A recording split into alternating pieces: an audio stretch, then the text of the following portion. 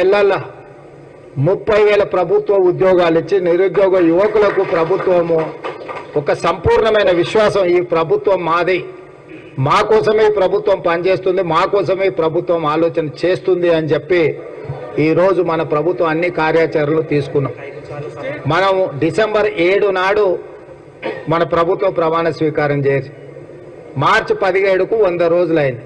సరిగ్గా 100 రోజులు మనము సంపూర్ణంగా పరిపాలన మీదనే, సంక్షేమం మీద, రాష్ట్ర అభివృద్ధి మీద, ప్రభుత్వ ఉద్యోగులకు ఎప్పుడు జీతాలు వస్తుండేనో తెలియదు.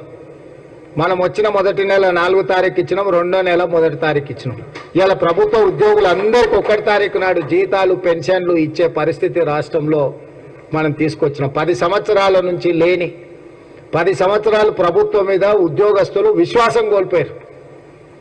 మనం ఎప్పుడైనా ఒక యజమాని దగ్గర పనిచేస్తే యజమాని మనకు సరైన సమయానికి జీతం ఇస్తాడు, యజమాని మనల్ని చూసుకుంటాడు అన్నప్పుడే మనం ఎక్కువ పని చేస్తాం.